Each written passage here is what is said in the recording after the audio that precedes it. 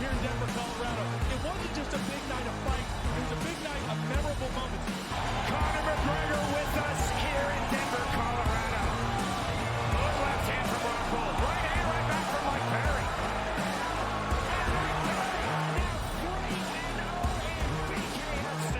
Can I get a face-off with Conor McGregor, man? It's an incredible setup here, incredible matchmaking, incredible storytelling. Oh, you had to come here. All these fighters that step in here are warriors, and all have my respect. And I'm into this game, yeah. We'll be into this, yeah. And we are live here in the Maverick Center, here in Salt Lake City, Utah. Folks, what a night. It is going to be historic indeed for BKFC 56. Whoever's the king of violence right here, this is going to be a great fight. Perry on the target.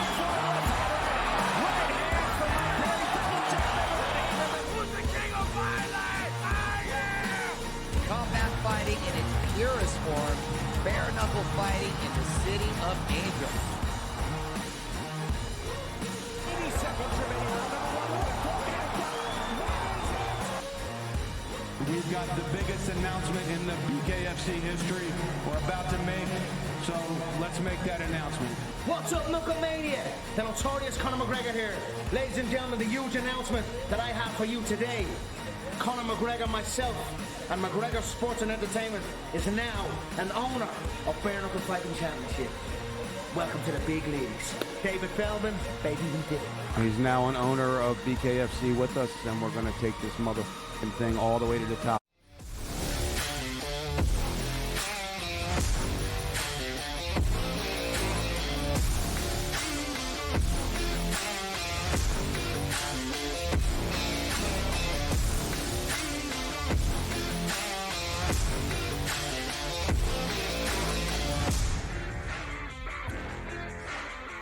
And welcome in a very happy Thursday to you here now on this August the 22nd. It is InGame Live Prime Time here on the SportsGrid Network. I'm Joe Raineri, joined by Joe Madden, and we've got you covered over the next couple of hours as we look to dissect some ongoing Major League Baseball games currently underway. We're waiting for the opening kickoff of Week 3 of the preseason in the NFL. We got a couple of games coming up here tonight of interest, including the Colts and the Bengals, not to mention the Bears and the Chiefs. To think that we're just a little 2 weeks away from the start of the season is still kind of crazy to me. But if you want to talk real crazy, college football starts week 0 this weekend here on Saturday in Dublin as Florida State will be in action against Georgia Tech. So needless to say, you mix in maybe a little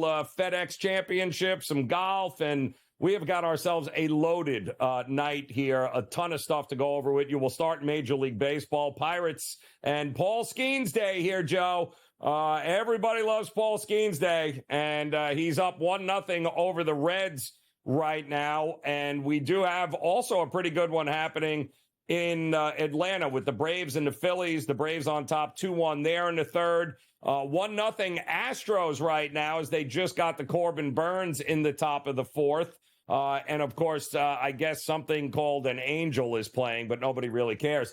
So tell me about Paul Skeens and how you approach this game here tonight. Yeah, looking at this one tonight, Joe, you know everyone wants to find some way to bet Paul Skeens, and it's great to see him out there getting those strikeouts on the board. I took him over the 7.5 strikeouts, and I checked right before we came on. He did have those 7 strikeouts out there. Now, the Pittsburgh Pirates still have the bases loaded. I took them straight up on the money line at -144 with the bases loaded and 2 outs right now. They're -950 on that money line. It's crazy. You can lay 2.5 at -110. But I do think as long as Paul Skeens is in this game and will go deep, which we expect him to do, as they're not going to limit him in this one, I'm looking at the Pirates to be able to get the win. Now they're unbettable on the money line right now, and Paul Skeens, you can't even jump in on those strikeouts currently, but I do think the Pirates can get the win. It's 2-0 right now. Bases still loaded, Joe. Yeah, Lodolo just walked in a run here, so that's the second run. They are going to the bullpen with 2 outs in the bottom of the 5th, like you said, and the bases loaded. One of the big prop bets here tonight for Paul Skeens was over 1.5 walks because it's no shock that this kid has thrown more innings this year than he has in his entire young career, including college at LSU, and he is starting to show a little wear and tear. It looks like he's gassed in a lot of spots. So the control is gone, the velocity has come down, and he has started to walk way more batters than he had when he first came up in the first month. So he's at 1 right now. He's got the 7 Ks, 2-0 lead. It certainly is going to be interesting to see how much longer, with the Pirates playing themselves out of any contention here, how much longer they're going to stick with this kid and throw him out. They did say, I think earlier today, Joe, that he is under no innings limit. So does that mean they're going to keep playing him even though they've been eliminated from contention? And, oh, yeah, by the way, how many are you going to allow him to throw a night? I mean, he's at, 74 pitches already? I guess he'll come out for the top of the 6th here, right? You would assume that, no? Yeah, you would assume he would come out here, Joe, and it's really to the detriment of him, especially with the Pirates not making the playoffs to continue to work that arm. The pitchers only have so long that they're able to pitch at a certain level with their arm, and we know his velocity is already coming down on this season as he starts to get tired and fatigued out there. So I think the Pirates will continue to work him to the bone out there, and it's not good for this young rookie, and I hate how teams do this. But if the league goes to that working pitchers all the way into that 6th inning that they're proposing, this is what we're going to see. Yeah, I don't know why. I don't know what the fascination is. Trust me, he's obviously not winning the Cy Young. Everyone's kind of come to that realization as the odds have absolutely moved on that. But Rookie of the Year certainly still available here, but I do think if they're able to get a hit here, Joe, and blow this game open, okay, why are we throwing him out there? Somebody please explain to me. So we'll keep you posted on this. As you can see that he's right there along with Jackson Merrill, who has been phenomenal for the Padres this year. We'll see how that goes. In the meantime, Houston did scrape a couple of runs in, 2 runs, in fact, against Corbin Burns in the top of the 4th. So it's now 2-0 in that one. Arrighetti on the mound for Houston. How did you approach this one? I loved Houston in this. I think Corbin Burns is being priced like he's an elite pitcher, and the numbers tell us he's not elite.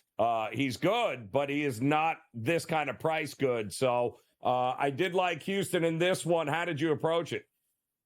I am so glad we're on the same page with this one because I took the Houston Astros with that beautiful plus money. You look at this series, so important here. And I do think these teams both have the ability to get the wins, but Corbin Burns, you're right. He's being hit so hard in his last 3. Over his last 8, those home runs that he's been allowing just aren't like the Corbin Burns that we know. So Arrighetti here, while he had a rough start to his season, his ability to get those strikeouts on the board, Joe, has been phenomenally strong, especially as of late. I wrote him over the 5.5 strikeouts. It was coming in at plus 100. And I took the Houston Astros on the money line in the first 5. I was worried about the full game in the first 5. It came in at plus 146.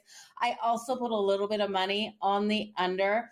4.5 in the first 5. It was juicy at minus 120, but I didn't expect a lot of runs in this one. Like I said, these 2 teams, this is playoff style baseball out there between them as 2 of the top American League teams go at it for a 4-game series. So I'm big on the Astros. Not sure if I'll be big on them tomorrow. I'll have to look at that pitching matchup, but tonight I think Arrighetti can do enough. All right, 2-0 early in that one. We got a bases clearing double by Pittsburgh. Now 5-0. So we may not get a whole lot more Paul Skeens in this game, and I don't know why we would with a 5-0 lead right now in this one. By the way, the total was extremely low, too. I mean, lefties are the only thing Pittsburgh can hit, and Lodolo's not exactly a good one. So this should come, make it 6-0 here as another single cut rounds in. So now it's going to be 6-0. I doubt very much Paul Skeens sees very many more innings here in this one. The Phillies and the Braves, too, Joe, underway. Braves 2-1 early in that one. Schwellenbach for the Braves against Sanchez. How were you leaning in this one? Yeah, leaning on the under 8 in this matchup. That was coming in at plus 100. Sanchez has yet to beat the Phillies in his career, the Braves in his career. So I did put a little bit of money on the Braves as well. You look at Chris Sanchez, and I think he's getting a little worn out, but versus the Braves, he's gone 0-2 with a 4.73 ERA. I thought he would have a couple struggles out here. So Schwellenbach coming out 4-6 on the season with a 4.04 ERA. I do expect this one, because it's such an important series between these two, to be really strong defensively and to stay under that total of 8. Joe, what about you? Yeah, I was with you. Under 8, I thought was really good. I love this kid, Schwellenbach. I think he's going to be a great arm for the Braves moving forward. And listen, the Phillies won so many games in the first half. It's a matter of just holding on at this point. Obviously, the bats are not the same like they were early in the year, but neither are the Braves. So unders, I think, from this point forward is probably a safe bet there. All right, we got much more to get to, including some NFL preseason underway. We'll get you caught up with everything as In-Game Live Primetime continues on the grid.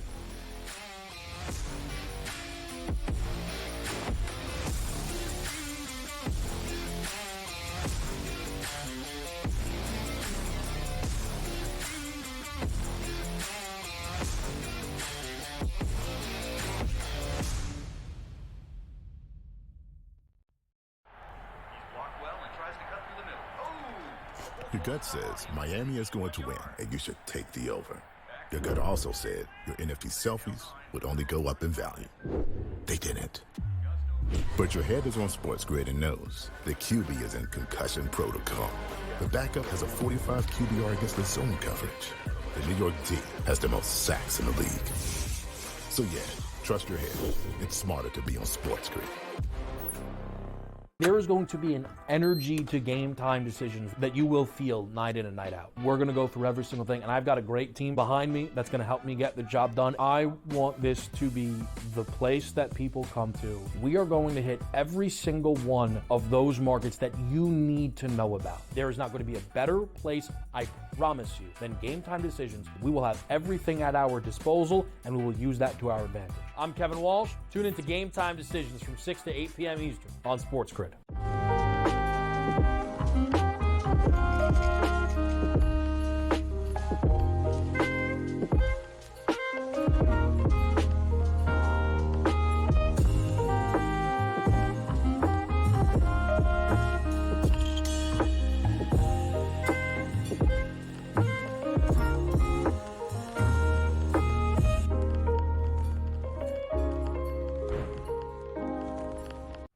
SportsGrid, the only streaming sports betting network. Tips, info, and insights to up your IQ. It's smarter to be on SportsGrid. New to the Live Golf Plus app. Watch Live Golf any way you want it. Follow any group. Replay any shot. Anytime, anywhere. Any questions? Watch Live Golf live and on demand.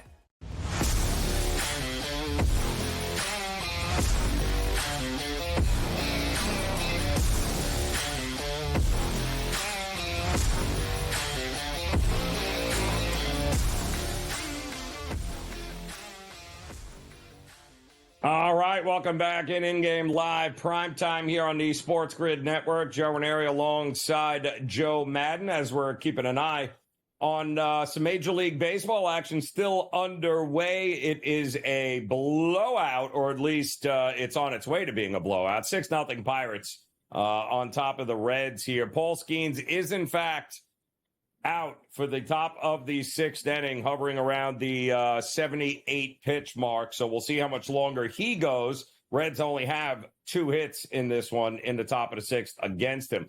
We also have Angels and the Blue Jays. Joe, it's the one game, I was kidding, but your Toronto Blue Jays I think had a early grand slam in this one. I still see 5-0 Blue Jays, which should be more than enough to win this game here. They're in the top of the fourth, but I believe it was an early barrage of runs for the Blue Jays, and that's pretty much at the Rogers Center all they're going to need, no? It should be, but we know the bullpen of the Toronto Blue Jays, right, Joe? It is against the LA Angels here, but no lead is safe with Toronto. I struggle to back them on the regular. We've got a total of 10.5 here, plus 102 to the over, minus 132 to the under. The books are expecting more runs to come. I think if you wanted to jump into this game, I lean on the over rather than backing the Angels because the Angels have been absolutely struggling out there, and Toronto's bats have seemed to click tonight. I did take Guerrero and Springer for those home runs as well as their RBIs in this matchup. They're the only two players I can trust right now with their bats. And like I said, the bullpen, there's a lot of baseball left to be played, Joe. So if Toronto gets up a couple more and we can lay or grab 6.5 maybe with the LA Angels, I'd look at the Angels at that point. At 5.5, I don't want to touch it with a 10-foot pole here. Yeah, no, I'm kind of with you in that one here. It's I'll just assume that more runs are coming in this one. All right, we also have one NFL preseason Week 3 game underway between the Colts and the Bengals. Colts appear to be in the red zone right now. We know that the Colts and Shane Steichen, their coach, said he fully planned on playing the starters in this one, while Zach Taylor, the head coach of the Bengals, was like, yeah, we're not playing any of our starters. That means, of course, no Joe Burrow, no Jake Browning, by the way, as he got a little banged up over the last game there. So Logan Woodside, the third-string quarterback, who has threw, I believe, not one but 2 interceptions against the Bears last week, a game in which he had to start because Browning was already injured. Browning has been atrocious. Burrow is the only guy that came out, played that first series, I think, marched the team right down the field for a touchdown in his first series in the preseason show. And then it's been downhill from there. They have not looked good at all. And the Colts still in the red zone here. They have it on 3rd and 1 from the Cincinnati 11. But this was a game seeing all I got third stringers left and right here. I got no starters. The under is 26-6 in the preseason. Why would we bet anything else other than a damn under in this game? You know the Colts aren't going to be able to score here. Who are we kidding? Yeah, and especially when you look at the Colts starting their defensive players as well, Joe, how could we take this one to the over? Cincinnati, like you said, they've been atrocious at putting those points up on the board. So I rolled this one to the under. I looked at alting that number to under 30.5, but I decided not to be greedy in this game. I did look, though, at the Colts here to be able to get the win with Anthony Richardson coming out. Expected to play, a quarter and a half out there. I expected them to be able to get that ball driving down the field and in the scoring position a couple of times. So there was an interesting play. I wanted to hit on it, but I stayed off of it for 2+ passing touchdowns by the Colts in this game. It didn't matter which quarterback was able to get that done. It was enticing at plus 230, but I couldn't bet it because, like you, I love the under in this one. I also looked, though, at the Colts in the first quarter and first half. I laid the 2.5 with the Colts in the first quarter and the 4.5 in the first half for the Colts. So hopefully they get a touchdown here, and then that's the rest of the scoring in this first half for us. Listen, I am all about it. You know this. If it ain't broke, I ain't fixing it. And at 26-6 through 2 weeks of preseason football to the under, it ain't broke, people. And there is absolutely no reason to look at any. This is a trend worth betting until you lose at least 2 in a row on teams here. And Cincinnati has already proven without Joe Burrow on the center, there is nothing to be excited about offensively for this team. And you're right. The Colts did punch it in right now. Richardson to Mitchell for 9 yards, a touchdown. I don't know how much more we'll see of Anthony Richardson and the starters in this one, but they were able to march down the field and get that touchdown here. Coming up also in just a minute or two, I know on the NFL Network, it looks like they're getting ready for the Bears and the Chiefs at Arrowhead. And it looks like, obviously, a whole lot of big-name players are not playing in this. Caleb Williams not. The majority of the Bears starters are all sitting. Tyson Bagent, that means Brett Rippon under center. And, you know, they were, I think that combination in the first one, Joe, was probably the only group that has actually played to an over that showed some offense here. We have no Mahomes, no Kelsey. Most all the other Chiefs starters also benched. So this is another situation where we're getting nothing but third stringers, guys trying to make the team. This doesn't feel like this is a great spot to look at the over either, no? It doesn't feel like it's a great spot to look at the over unless you're just looking at the Bears. We know this Bears team has been playing phenomenal in preseason, if you want to use that word. They are they've gone 3-0 so far in preseason with them playing in that Hall of Fame game. So I'm looking for the Bears to continue their winning ways here against this Kansas City Chiefs. I did take the Bears for the win. I laid the 2.5. It got up to 2.5. I laid it at 1.5, Joe. But I do think this team might be able to put the points up. This is the perfect live betting game. The Bears' second half is where the money's been at. Yeah, no, it's true. But great defense for the Bears, and we already know playing at Arrowhead is not easy. All right, we'll have much more updated for you. Major League Baseball, NFL preseason next year on InGame Live Primetime.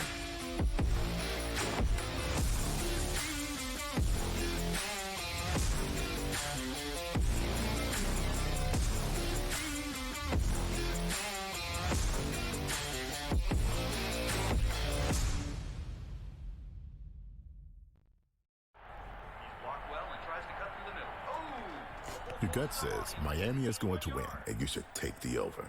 Your gut also said your NFT selfies would only go up in value. They didn't. But your head is on SportsGrid and knows the QB is in concussion protocol. The backup has a 45 QBR against the zone coverage. The New York D has the most sacks in the league. So yeah, trust your head. It's smarter to be on SportsGrid.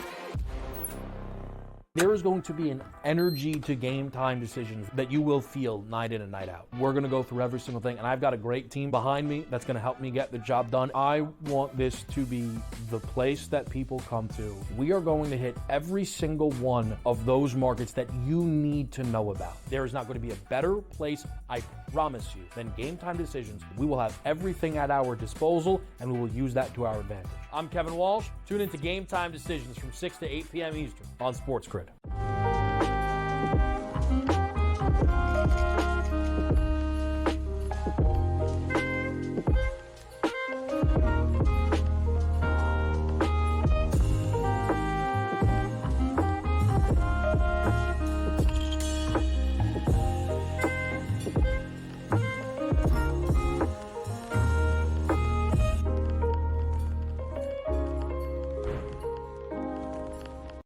SportsGrid, the only streaming sports betting network. Tips, info, and insights to up your IQ.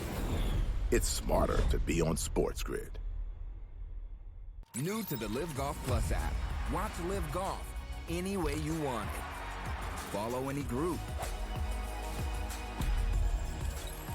Replay any shot. Anytime, anywhere. Any questions? Watch Live Golf live and on demand.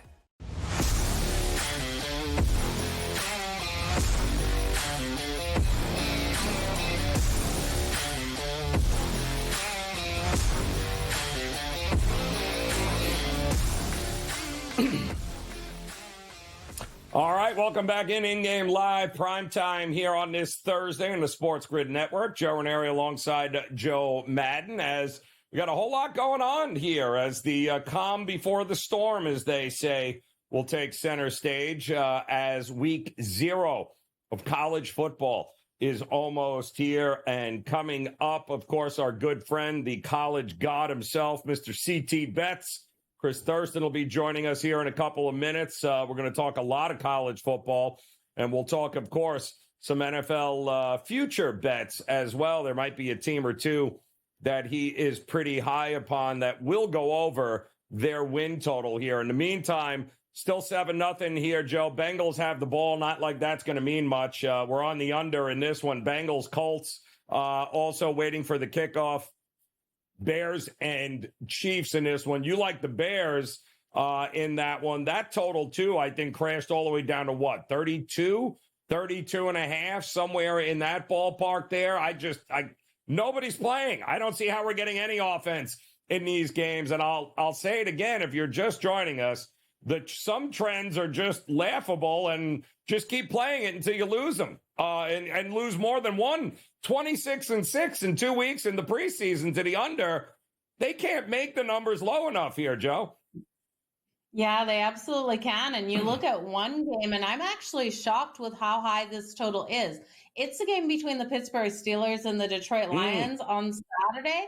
Joe, why are they giving us 35.5 at -115 to the under? The Steelers can't score to save their lives out there. It's not like the Lions are going to rack up 35 points themselves. I don't think, at least. Oh, yeah, listen, good point. But hey, don't sleep on Russ. He likes to cook.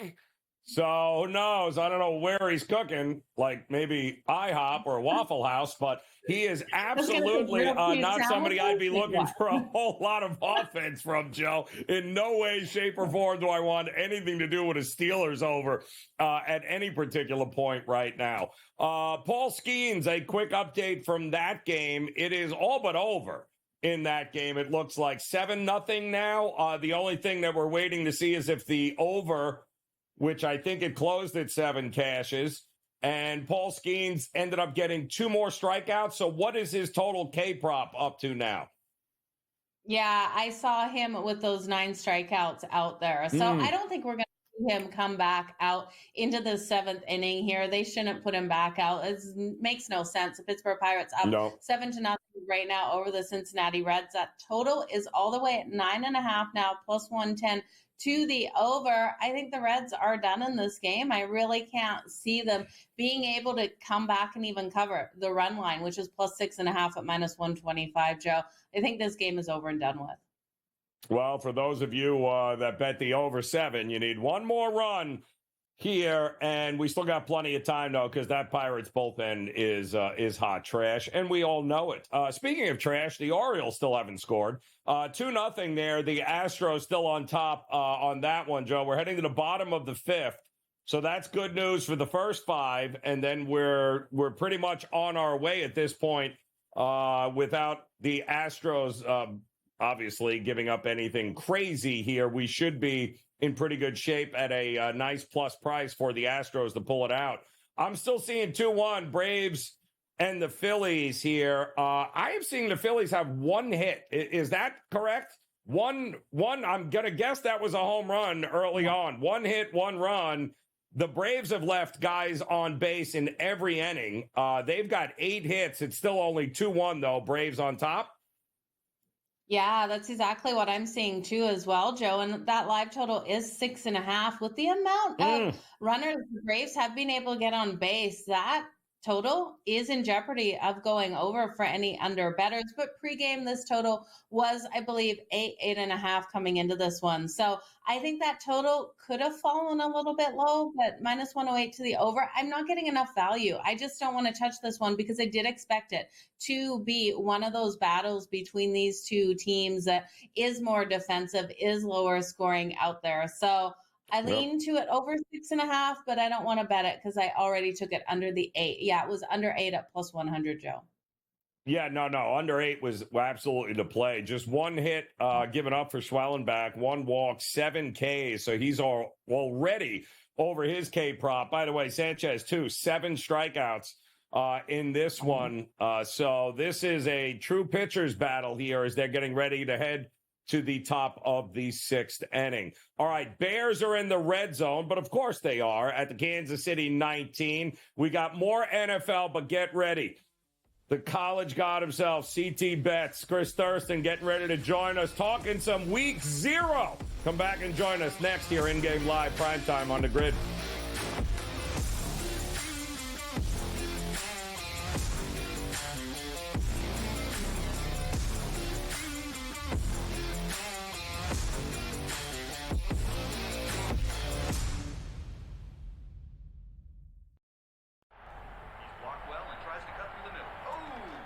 Your gut says Miami is going to win, and you should take the over.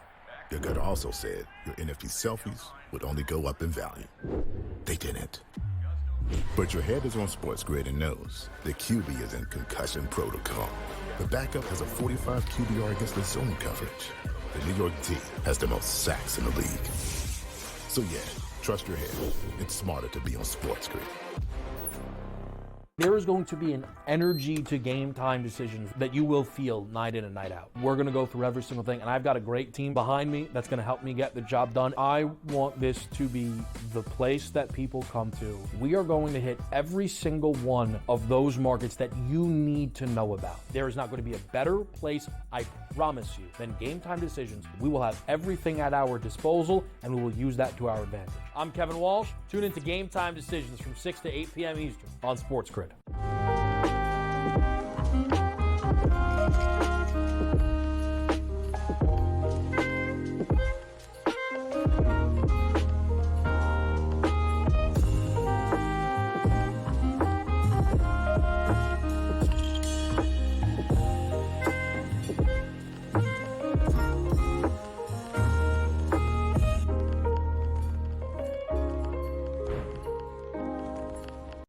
SportsGrid, the only streaming sports betting network. Tips, info, and insights to up your IQ. It's smarter to be on SportsGrid. New to the Live Golf Plus app. Watch Live Golf any way you want it. Follow any group. Replay any shot. Anytime, anywhere. Any questions? Watch Live Golf live and on demand.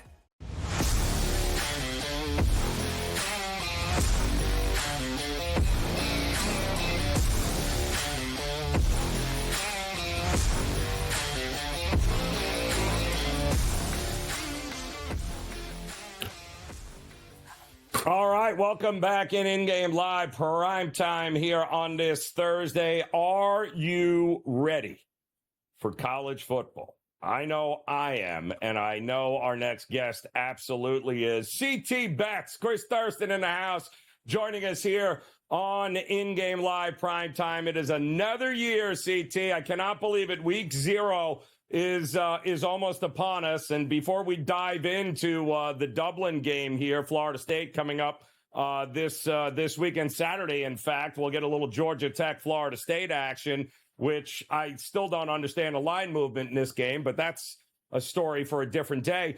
I want to talk futures, man. You came on to the show last year during college football. You were handing out winners like chiclets, dude. You were Oprah Winfrey. You get a winner. You get a winner. You want to win total here, win total there. So let's start with a team that is near and dear to me and a win total that you like best coming up in college football this year.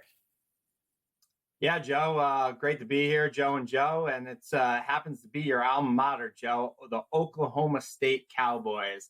I'm really high on this Pokes team this year, Joe. Gundy, as you know better than anybody else, they returned 18 starters from last year. Brings back, I think, the 4th most production in college football. Close sources to me, Joe, a.k.a. you and a few of your friends, have told me they've made a key point, Gundy and company, to bring back all the key pieces from last year's runner-up team in the Big 12, and Gundy did just that. The trigger man, Alan Bowman, he's back for, Joe Madden, his 7th year in college football, believe it or not. The veteran, he's not flashy, right, Raineri? He's not flashy at all, but he has what it takes to win. And all the wide receivers, they're back. Presley, Owens, they get back the kid, Deshaun Stribling. He was hurt most of the year last year. He transferred in before from, I think, Washington State. Gundy has said in all his press conferences that he's really impressed with them, says that he has the potential to go to the NFL. He was also able to keep the most important piece out of the portal. That's the stud running back, Ollie Gordon. He led the nation last year.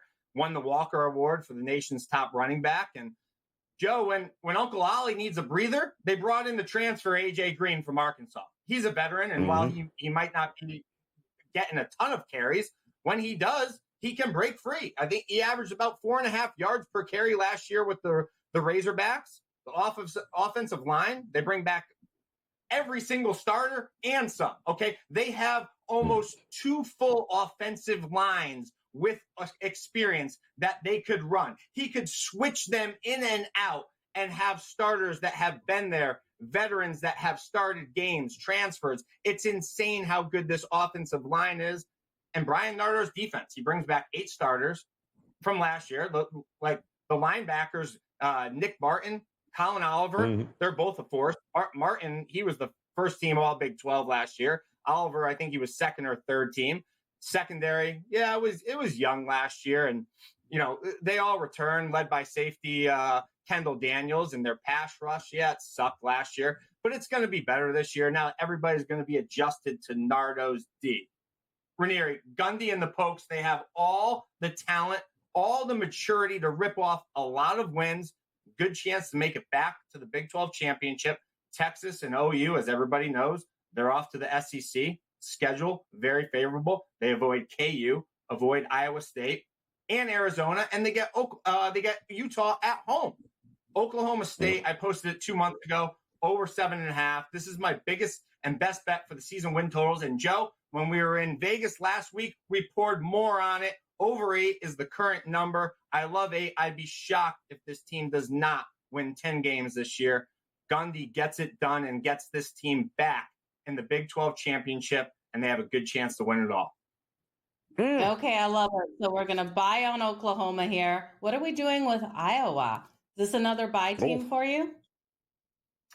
It is. So Joe Madden, a wise man, once told me, if it's not broken, you don't fix it, okay?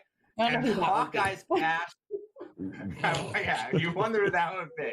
The Hawkeyes, they cashed Joe Madden as my best bet for college football win totals last year. And I'm coming right back with them this year for a couple units here.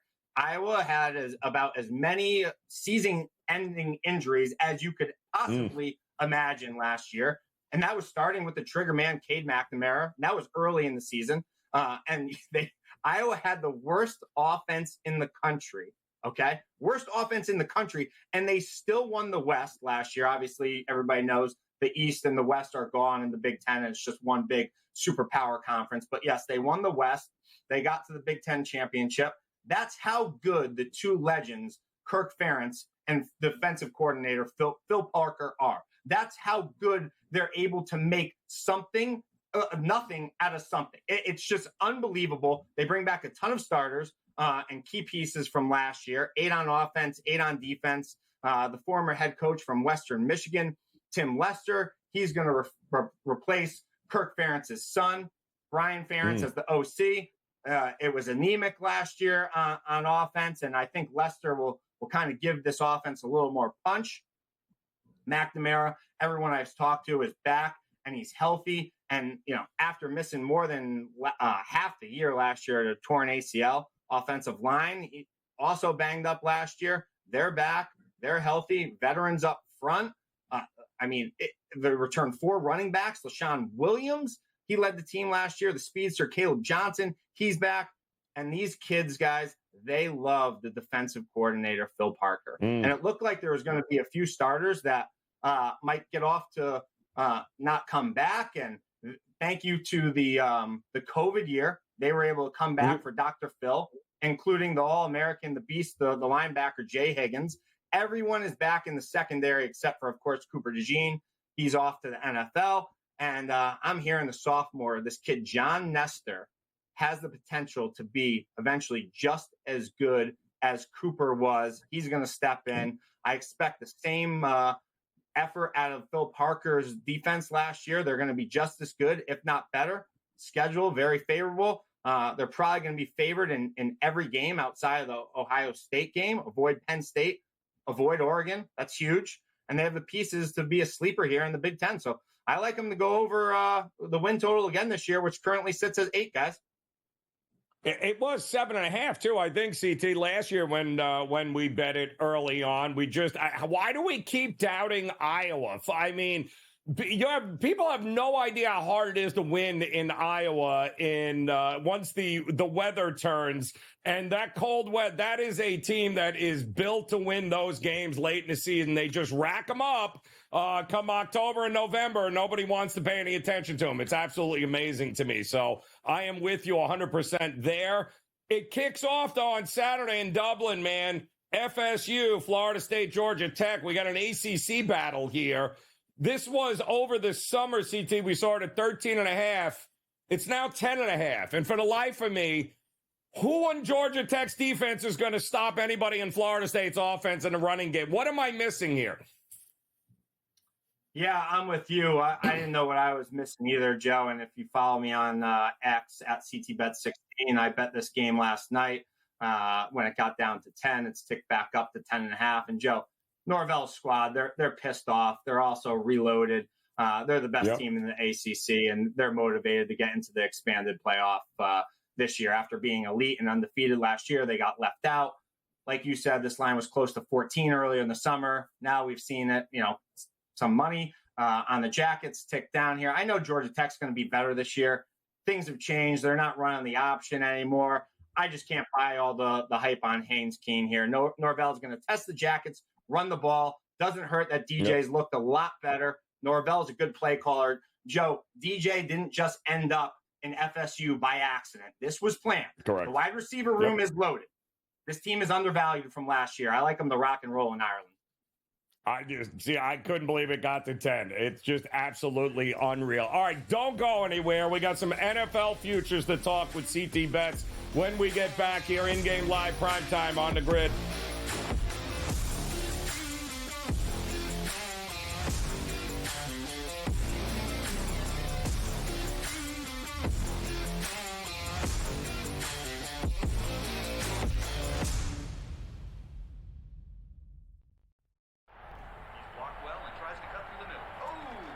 Your gut says Miami is going to win, and you should take the over.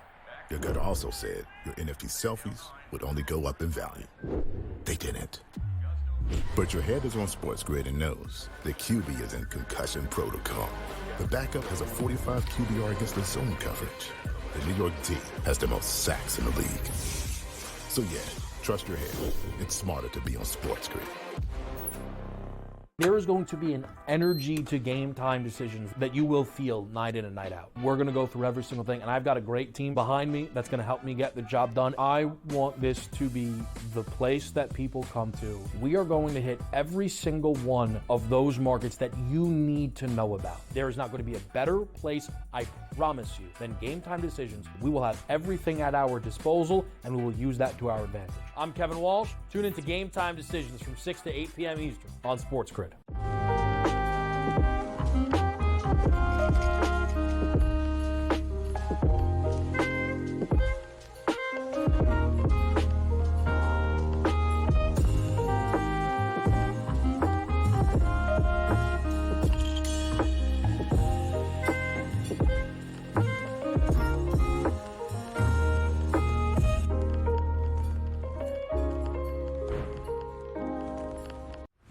SportsGrid, the only streaming sports betting network. Tips, info, and insights to up your IQ. It's smarter to be on SportsGrid. New to the Live Golf Plus app. Watch Live Golf any way you want it. Follow any group. Replay any shot. Anytime, anywhere. Any questions? Watch Live Golf live and on demand.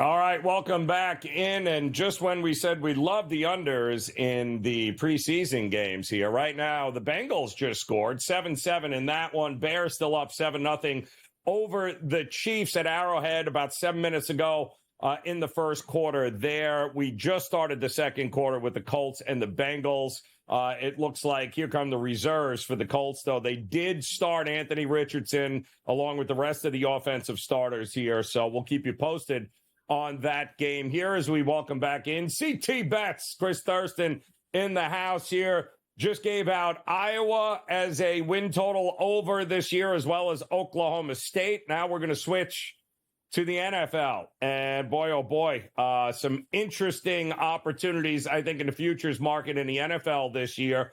Let's focus on the NFC East, because we just learned of a interesting trade for a number one pick just a couple of years ago that is now going to be an Eagle that was a Washington Commander.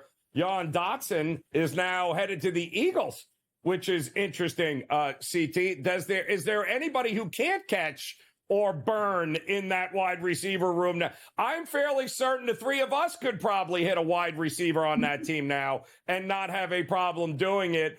But what is your favorite when it comes to win totals here? What's your favorite bet here in the NFC East? Yeah, fly, Eagle, fly this year is the theme for me, guys. I loved the coaching moves that Sirianni made in the offseason, right? He adds Kellen Moore as offensive coordinator. He adds Vic Fangio to the staff as defensive coordinator, who I've always been a fan of. And as we know, there was a lot of problems last year in that Eagles locker room. I think Moore and Fangio are kind of two guys that could come in here and kind of fix the locker room issues here. Moore is going to bring kind of more of that high-octane, fast-paced offense that will be good for Jalen Hurts. They add the running back, Saquon Barkley. I usually say running backs are kind of a dime a dozen and don't have too much impact on NFL teams.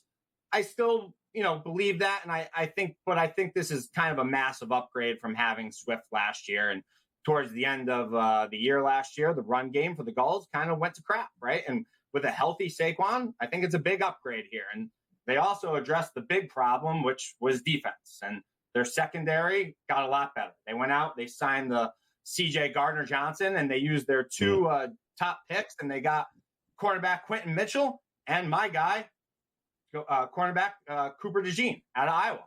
So, secondary is going to be a lot better. Isaiah Rodgers, he's also back from being suspended from gambling last year. Go figure, as we're on this show. And now all of a sudden, the cornerback room is one of the best in the NFL. Yep. Like, I get it. So many people have said to me, guys, like, oh, they lost Hassan Reddick. Yeah, I get it. They lost him, but they addressed it, and they signed one of last year's best pass rushers in Bryce Huff. But the defense is going to be much improved here, and they lost the heart and soul of the team in Jason Kelce. He retired, but I think the third-year guy, Cam Jurgens, can step up here and be solid for them. No one really knows this, Raineri, but Jason Kelce handpicked Cam Jurgens himself. He literally handpicked them to replace him out of Nebraska to be the guy that stepped in for him. So I think that's huge, okay? Jason Kelce went out and got his replacement. So I think they're going to be just fine there. They're loaded with talent. Coaching staff has been brought to a whole new level. And what you started the segment off with, Joe, the wide receiver room is just loaded with dudes, right? Now, A.J. Brown, Devontae Smith, and now you're going to add Dotson? Like, are you kidding me? The wide receiver room is loaded for Hurts. The running game is loaded. They have so many offensive weapons. It's absolutely ridiculous. They had one of the toughest schedules last year. Now they have one of the easiest this year. After dealing with one of the toughest stretches of the game you'll ever see last year, I think they had something like, it was Dallas, KC, San Fran, Buffalo, and I think Dallas again. It was all in a row. Are you kidding me? That's insane. Now the league's just giving the Eagles a break here. They don't have to face a team coming off a bye. They also catch a break that they play. Their international game is in Brazil. That's versus the Packers in the Friday game, week 1. And in the overrun, and then they don't have to travel mid-season. That's just wild. They got a big time break here. I think the end of the season last year was an absolute fluke. This team was much better than the way it ended.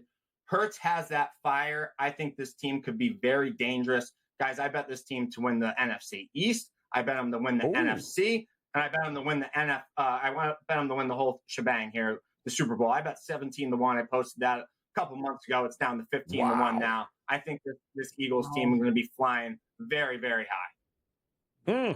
They're going to be soaring, that's for sure. 17-1 you got in on the map. That's fantastic value out there for the Philadelphia Eagles. And I hear what you say. Wide receivers just completely loaded. They've got the depth. I just hope that secondary can hold on to games for them out there. What were your thoughts, Chris, of the Washington Commanders trading away to a divisional opponent here? That's not something you normally do. Nope.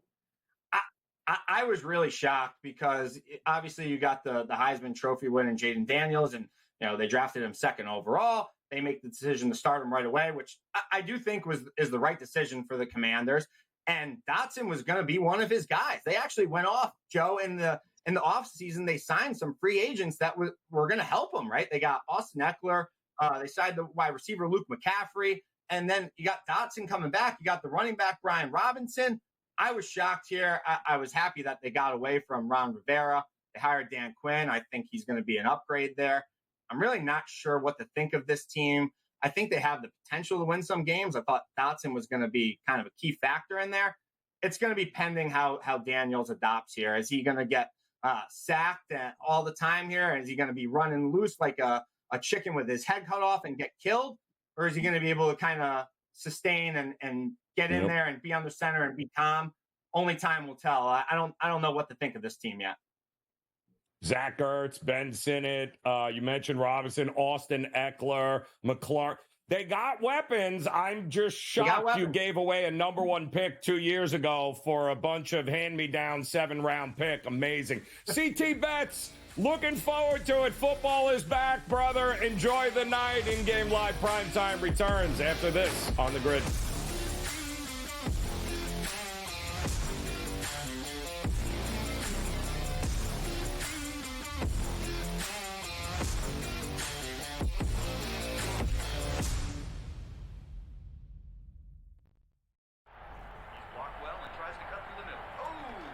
Your gut says Miami is going to win, and you should take the over.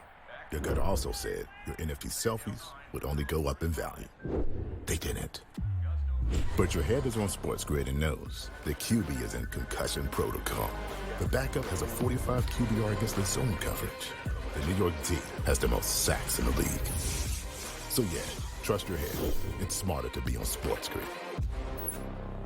There is going to be an energy to game time decisions that you will feel night in and night out. We're going to go through every single thing, and I've got a great team behind me that's going to help me get the job done. I want this to be the place that people come to. We are going to hit every single one of those markets that you need to know about. There is not going to be a better place, I promise you, than Game Time Decisions. We will have everything at our disposal, and we will use that to our advantage. I'm Kevin Walsh. Tune into Game Time Decisions from 6 to 8 p.m. Eastern on SportsGrid.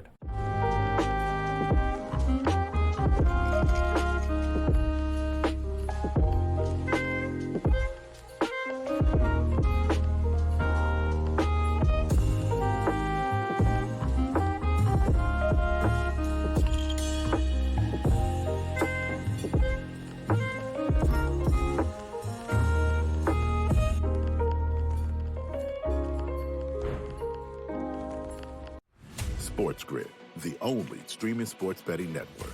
Tips, info, and insights to up your IQ. It's smarter to be on SportsGrid. New to the Live Golf Plus app. Watch Live Golf any way you want it. Follow any group. Replay any shot. Anytime, anywhere. Any questions? Watch Live Golf live and on demand.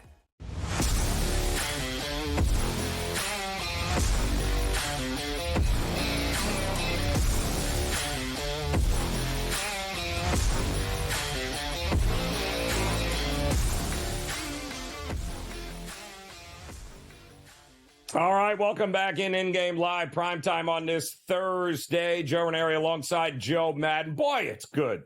And we get to talk football again, isn't it? College football is upon us. The NFL preseason week number 3 is underway. It won't be long now before we've got a whole lot of football talk. And don't forget, Also there, Joe, looking at the schedule, for those that don't know, it's interesting the way the season starts off this year, right? Because we have a Thursday night game on the 5th, a Friday night game on the 6th, and then, of course, the 8th will be the first Sunday of the NFL season. So it's kind of interesting. We get Thursday, Friday, Sunday, and, of course, we'll already be a week or so into the college football season for Saturday. So this is it. As we sit here on the 22nd, this is the legit last calm before the storm, before the craziness begins. But give me a little Thursday, Friday, Sunday to start the NFL season. I'm all for that, Joe.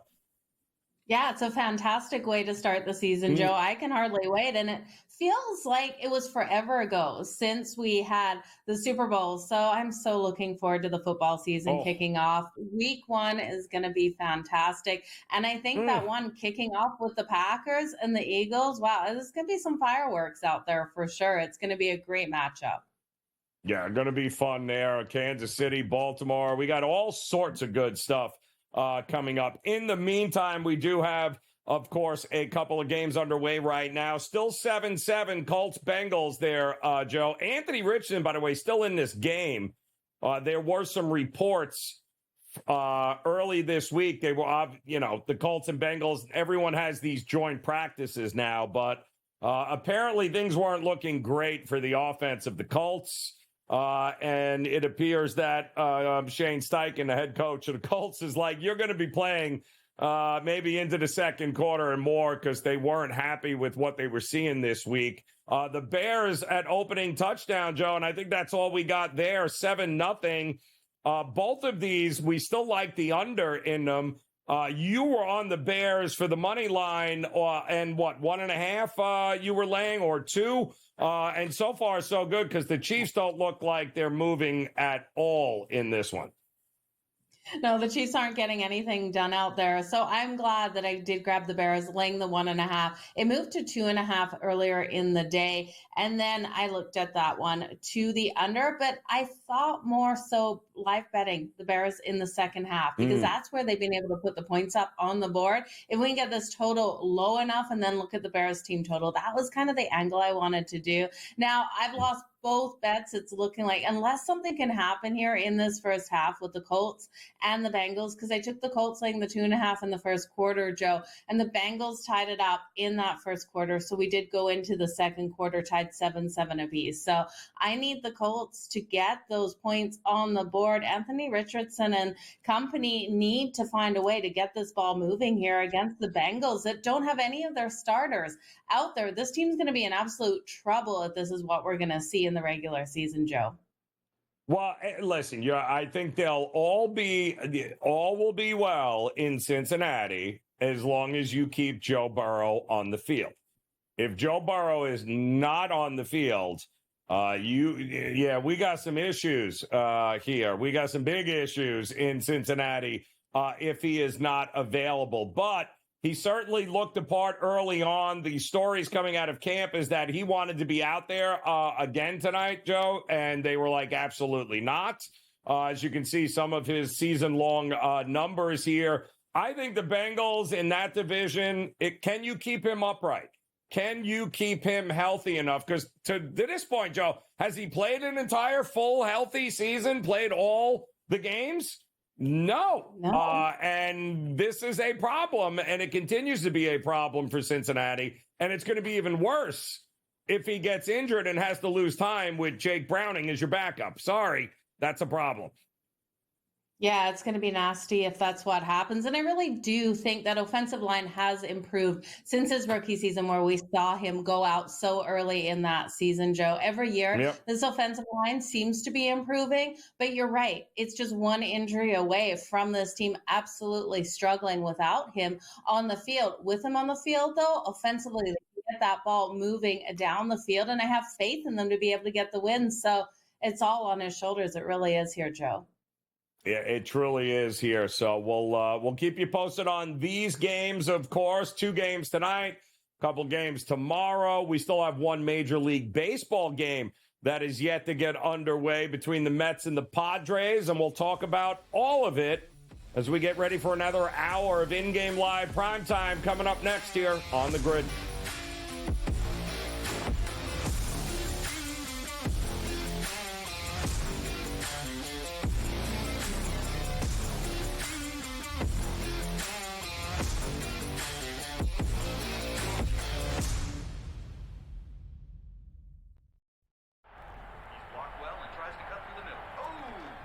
Your gut says Miami is going to win, and you should take the over. Your gut also said your NFT selfies would only go up in value. They didn't. But your head is on SportsGrid and knows the QB is in concussion protocol. The backup has a 45 QBR against the zone coverage. The New York D has the most sacks in the league. So yeah, trust your head. It's smarter to be on SportsGrid. There is going to be an energy to game time decisions that you will feel night in and night out. We're going to go through every single thing, and I've got a great team behind me that's going to help me get the job done. I want this to be the place that people come to. We are going to hit every single one of those markets that you need to know about. There is not going to be a better place, I promise you, than Game Time Decisions. We will have everything at our disposal, and we will use that to our advantage. I'm Kevin Walsh. Tune into Game Time Decisions from 6 to 8 p.m. Eastern on SportsGrid.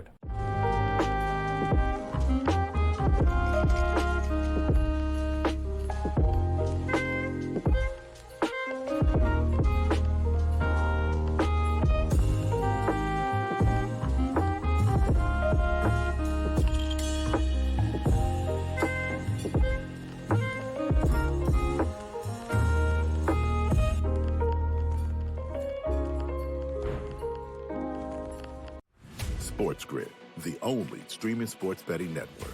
Tips, info, and insights to up your IQ. It's smarter to be on SportsGrid.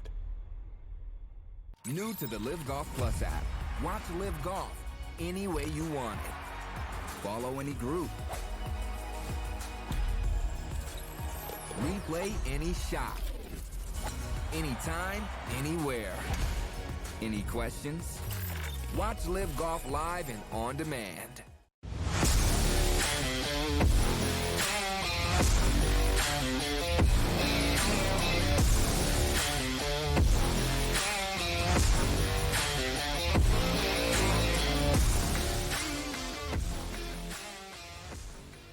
All right, welcome back in-game live prime time on a Thursday. Thanks for making us a part of your night. Joe Raineri alongside Joe Madden. We've got you covered here for the next 55 minutes or so as some of the earlier games in Major League Baseball are coming to a close. I know we're in the top of the ninth here with the Paul Skeens Day event there as Pittsburgh soundly beating the Reds 7-0.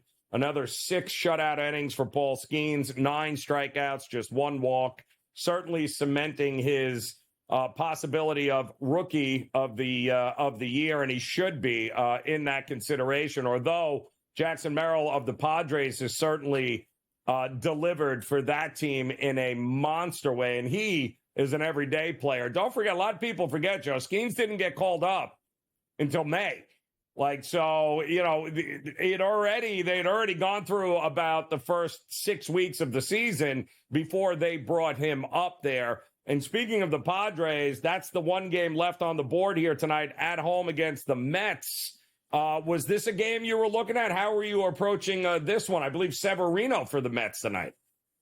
Yeah, with Severino coming out here after pitching 113 pitches in his last game, Joe, I'm struggling to back him in this one. He went all 9 innings in his last one out, and I do think here we're going to see him on a shorter leash. I just don't see him going deep into this game, and I do think the Padres will be able to hit off of him. I think you'll have fatigue coming into this one, so I'm taking him under 17.5 outs. You're getting great plus money at plus 135. Now, I can see why some people want to back the Mets in this one because they are strong against right-handed pitchers. Dylan Cease is coming out here, though, and he's had a couple of hiccups, but he's been really hot since that All-Star break, and I know in some of the last couple, we've seen that vulnerability out there by him, but I do think the Padres are the right way just because I just don't see Severino coming out long enough in this one. So my favorite bet really is the under 17.5 in this one, Joe, for Severino's outs. Are expecting not as long a start for Severino in this one tonight here as the Padres continue to play just amazing baseball. Also, pretty amazing is our under with Atlanta and Philly. I still think, Joe, it was 8. That's what we looked at pre-flop here, and I do believe Sanchez went 6, for Philadelphia, struck out 8. Schwellenbach struck out 9, all went 6 2/3. It's the bullpen's in at this point here in a 3-2 game. Any opportunities to jump in on a side late here? Do you think the Phillies can make a comeback against that Atlanta bullpen at plus money? Yeah, if the Phillies are making a comeback in this one, we're in jeopardy of that total going to the over, Joe. The Phillies are at plus 300, straight up on the money line. Plus 1.5, you can't even bet on the run line. It's minus 530 as the Phillies are down a run here versus the Atlanta Braves. And then if you want to jump in on the Atlanta Braves, same sort of situation, way too much juice on the money line with them up a run there, minus 430. And then on that run line, laying 1.5 at plus 350. I can't do it. This is the total that finished last night between these two teams, except flipped results. We had the Phillies winning 3-2 over the Atlanta Braves. I'm looking at this one with this sitting 3-2. I think the Braves get it done, and I just don't see a way to bet it unless you want to lay the 1.5. That's at plus 350. They got to get another run on the board. I don't trust it, Joe, in this matchup. My only concern here is the dreaded word extra innings. It's where totals go to die, especially to the under. So if you think it's going to go to extra innings, if the Phillies tie this up, you got a 3-3 game. You got a total of 6.5 here, Joe. There's an opportunity it could happen. We're the top of the 8th, though. Yeah, they just went at the top of the 8th inning here. And listen, it's been the Atlanta's bullpen's the least of their worries. They haven't been that terrible. I still have question marks about this Philadelphia bullpen, but the problem that I have with Philadelphia, and this was my concern early on, Joe, because we've talked about it, Philadelphia is a notorious second half team. They are always the team that we looked at betting. All right, the All-Star break's coming up. Great. What's the win total for Philadelphia? Let's just start hammering them because they always play their best baseball in the second half. I was worried this year with what they did. Did they peak too soon? I mean, their schedule was a piece of cake early, but they were so good early on in this season that now, all of a sudden, we're starting to look at them. We're going, oh, boy, what's going on here with Philadelphia? They can't score anymore here. So that would be the only thing I worry about with Philadelphia is that did they play their best baseball too early? And now, well, it's just downhill from here, Joe, right? You certainly can't match that production that you had early on in the season. No, you absolutely can. And that's the struggle these teams do have, because if they put out too much in the start of the season, they're going to be weaker in that second half. Yep. But then the roles can flip where if they have a really bad start to the season and they're not getting those wins that they really need to, that second half of the season, the pressure that they're put under to be able to get these wins, to be able to get into the playoffs it's so much. So I don't know what the right solution is for teams here, but you're right. The Phillies could have peaked too early. If they lose here tonight and they go on to that next series and lose another series, it could be a scary situation for the Phillies, Joe. Yeah, listen, I mean, they certainly have the talent, but man, I don't want to be playing my best baseball in June. Like, I just don't. And that's not what Philadelphia has been over the last couple of years. They've always been, they saved the best for last. We'll see what they have left in the tank, but they are down 1 right now, 3-2 in Atlanta. We also have a news that came out earlier today in Major League Baseball where the Seattle Mariners have decided to part ways with longtime manager Scott Servais, who, by the way, I think had been there the longest. I think him and Dave Roberts were the longest tenured head coaches in Major League Baseball. Now it's just Dave Roberts here, but they said it was time to go. They needed a new voice. Now, mind you, this was a team, Joe, that I guess back in July, June, right? They had a 10-game lead in this division. 10. They were just looking like they were going to smoke everyone. And guess what? No, now they're 10 games or more behind. And they can't hit. They fired the hitting coach. They fired the head coach. They should just fire everybody at this point. But another disappointing season for the Mariners, who have a ton of potential, but I guess it had to be done, right? You can't lose that kind of lead and expect to hold on to your job, because that was disgusting down the stretch. Yeah, that absolutely was. The AL West with the Houston Astros there, it looked like they were going to be able to compete for it, Joe, and they need to clean house. And I completely respect what they're doing here, because it's been the joke the last couple of weeks. Oh, it's the Seattle Mariners. It's got to be an under. We've got to look at fading them offensively. They can't get the runs on the board. And they shocked me in one of their games just last weekend. I believe they're able to put 10 runs on the board. But the Seattle Mariners, with new hires, hopefully this team next year can make a run deep. But it feels like another one of those teams where you're always like, hopefully next year, Joe. They're in the same category as the Toronto Blue Jays for me right now. Not a good category to be in either. I am with you here. And by the way, just a absolute mauling by Houston here, 6-0 as they chased Corbin Burns in the middle of the fifth inning. Another 6 runs earned for Corbin Burns, just 3 hits for the Orioles. And we learned earlier that big trade deadline move, we all thought it was going to be Crochet. Remember, Joe? Orioles going to get Crochet. They're going to go out there. They're going to make a big splash. They're going to get this big. Yeah, well, they got Rogers. They got Trevor Rogers from Miami. And, now he's in AAA because they just sent him down. So, well done, Baltimore. Well done. We'll run through the rest of the scores for you and what happened today as in-game live primetime continues here on this Thursday on the Grid. Come back and join us.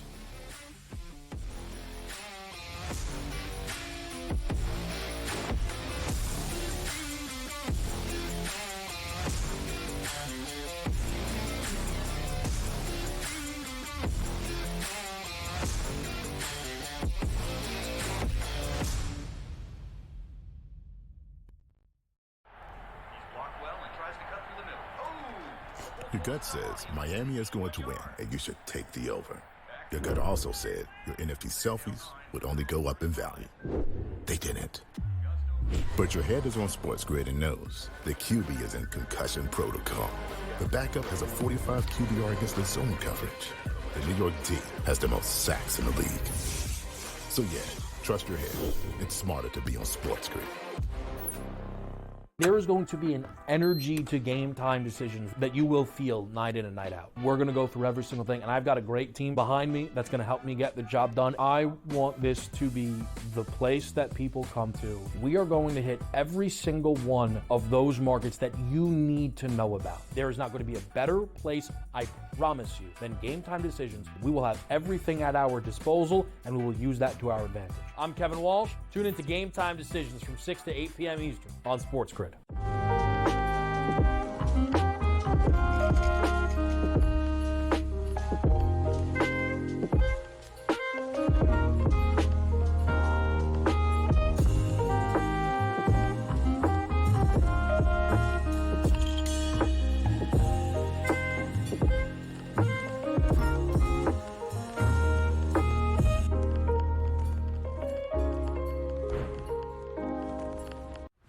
SportsGrid, the only streaming sports betting network.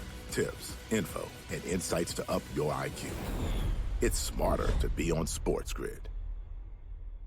New to the Live Golf Plus app. Watch Live Golf any way you want it. Follow any group. Replay any shot. Anytime, anywhere.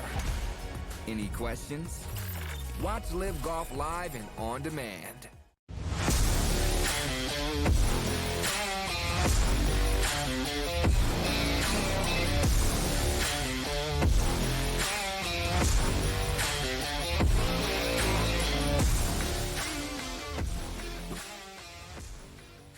All right, welcome back in-game live primetime on this Thursday. Quick update, NFL preseason, 10-0 as the Bears tag on a field goal in Kansas City there, 10-0 with about 12 minutes to go before the half. Still 7-7. We're at the 2-minute warning there in the second quarter, Colts-Bengals. So our unders and that ridiculous trend this preseason are still very much alive here. And now we welcome in a man who, without a doubt, has got his finger on the pulse of the NFL as we all get ready for what should be a very exciting season. But let's not forget, he also very much understands college football. Mike Blewett in the house. And Blewett, I can't believe it. It's week 0's here.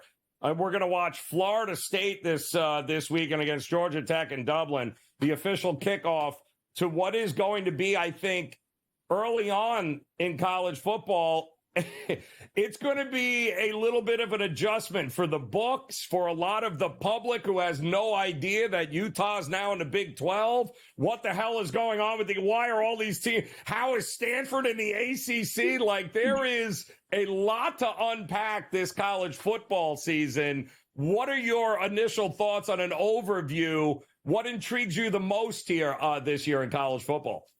Yeah, I think we've spent most of the offseason trying to figure out exactly which teams have gone to which conference and who's picking up which out-of-conference games. What are the in-conference games now?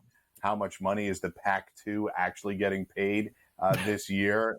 So Washington State and Oregon State rolling in it, but also not really in the position they want to be in. So I think, obviously, this is going to be the first year with the expanded playoff, something that we've long awaited. And I think there are more teams that we probably dismissed in years past, notably a team like Penn State. We couldn't get over the hump of the huge victories, but they find themselves in position of not having to play Oregon, missing Michigan in the schedule, and perhaps creeping a little bit closer up towards the top of the food chain within the Big Ten and within the national landscape, Joe. So, Mike, looking at this upcoming season, do you have a team that you're really high on, a buy team, or do you have a sell team that you want to give us that you don't think will live up to what they're able to do last season? Yeah, it's fair. I really do think I'm very curious to see if Kyle Whittingham, who I have great respect for as a coach, if Utah can move into this conference and still make a real impact. I do think they will. I think Utah is clearly a candidate for the playoff. I think they're a strong candidate, obviously, as noted by their odds to win the Big 12 this year. I just think, folks, that this type of football travels really well on the road in different conferences. They may not be the most explosive offense, but they have quarterback leadership, very veteran quarterback leadership. And I think I'm really curious to see how well Utah does and if they can make a little bit of a push in the playoff. I know they're preseason number 12, but they're a team I'm really interested in, as well as Ole Miss. I think Lane Kiffin, he's out from the shadows of Nick Saban. How much can Jackson Dart and Ole Miss really, can they run the table? How many wins can they rack up this year? And can they play for an SEC championship? It's a tall task, but I do think that they're finally set up with a lot of talent on this team and making headway in the transfer portal, that this is a year that Ole Miss can step up from where they've been. I got to ask you, because the Big 12 to me is fascinating, Mike, because I think it goes one of two ways. You either are going to get two teams in the college playoff from the Big 12, or they're going to cannibalize one another here. This league has now 4 of the top 8 rushers from a year ago. They have, 11 teams are returning starting quarterbacks. The amount of experience and the quality of the coaching and teams in this league, either we're going to get a couple that are going to be outdoing everyone else, or we're going to be lucky to get one championship team to be considered because they're just all going to lose 3 or 4 games here. What happens in the Big 12? Yeah, you got 5 teams ranked right now. Jed Fish obviously did a really good job of getting Arizona back to where they could be in a position to be ranked, and he takes off and takes a new job. I think the beauty of this conference for so long, it's been known historically for the high-flying offenses, and nobody plays defense, and clearly that's still going to be somewhat of a calling card for them. But with teams like Utah coming in, I think you're providing more defense. But the beauty of this conference in general is the parity. We do not see teams regularly running the table. For all the years that Oklahoma State and Mike Gundy are like, he's finally got to get over the top, and then boom, they drop that game at the end of the year. And then Iowa State has had some really interesting seasons. I love this conference for its competitiveness. And you're right. I think they do cannibalize each other. It's how will the committee look at this at the end of the year in terms of its strength of conference from top to bottom, which in some ways is deeper than the other power conferences. Mike, looking at week 0, anything jumping off the page for you? I think what Joe was talking about earlier makes it really tricky. We have huge spreads. We have these teams play. Hawaii's not even going to be televised. So we have to try to figure out exactly what these teams look like. You have a Montana State, New Mexico game that people are going to want to jump on, but that FCS, FBS matchup, I actually like a team like Montana State that's coming in, proving themselves to get a big win like that. I know it's a lot of points to lay, but I think they're a very well-coached team. They've done very well in the FCS playoffs. So I like a team like Montana State. SMU laying 3.5 touchdowns. I don't know if I love it, but it says a lot about the talent disparity of SMU and Nevada, who SMU lost their bowl game to Boston College at the end of the year last year, but they do have a lot of team speed, and I don't think Nevada can hang up with that. So maybe look for some first half numbers there for SMU to get on the board early. A lot of folks love it very high with this SMU team and the ACC here. I think it's going to be a successful season. It's here, Mike. Football is here, my man. Pleasure to see you. Looking very forward to the rest of in-game live primetime and, of course, football season. We'll be back with more after this.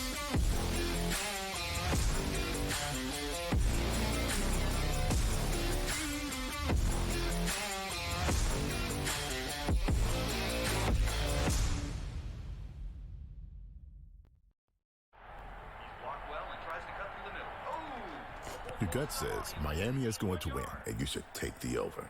Your gut also said your NFT selfies would only go up in value. They didn't. But your head is on SportsGrid and knows the QB is in concussion protocol. The backup has a 45 QBR against the zone coverage. The New York D has the most sacks in the league. So yeah, trust your head. It's smarter to be on SportsGrid.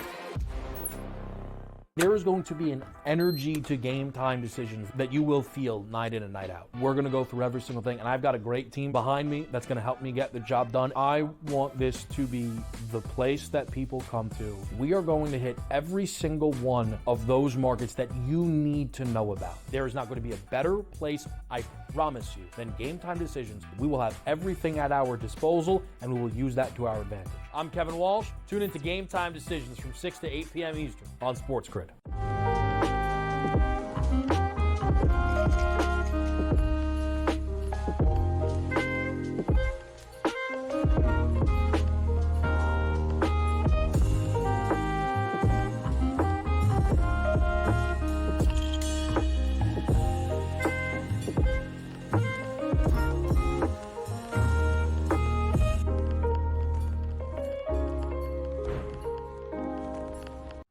SportsGrid, the only streaming sports betting network. Tips, info, and insights to up your IQ.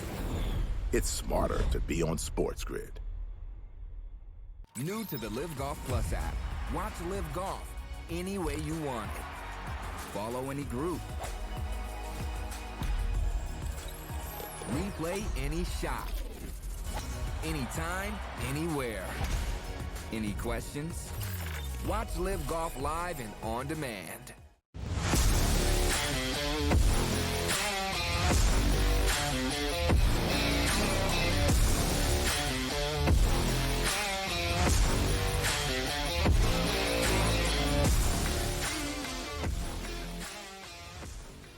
All right, welcome back in-game live primetime here on the SportsGrid Network. Joe Raineri alongside Joe Madden as we've got ourselves some preseason football going on. Week 3 here is off and running. Kansas City right now down 10 against the Bears, and we went high-flying early on. We were a little bit worried about our under bet there, Joe, with Indy and Cincinnati. Indy rolls out all their starters in this game with Richardson and Taylor, and the defense, and they marched right down the field, scored an opening touchdown, and sure enough, no starters for the Bengals, but it didn't matter because they went down the field and scored a touchdown. Before we know it, it's 7-7, and now we're at the half, though, and it's still 7-7. So I'm thinking our under is still pretty safe here in this game. Yeah, the under is pretty safe, and I'm really hoping, keeping my fingers crossed, Joe, that under can hold tight here because I had the Colts in the first quarter and first half, so that was costly to me. Ooh. I will take 1 and 2 in this game. I will be sick if it goes 0-3. That total now 28.5.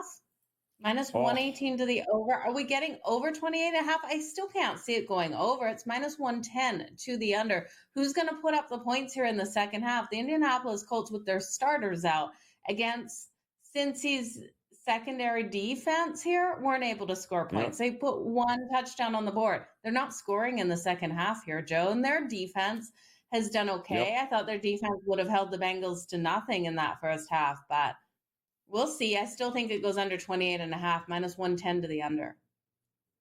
A couple of games coming up in this week 3 of the preseason, Joe. Tomorrow night especially, I have been fascinated to see what Atlanta was going to bring to the table here because they went out and drafted Michael Penix Jr., in a top 10 pick there when you just gave Kirk Cousins $1 trillion.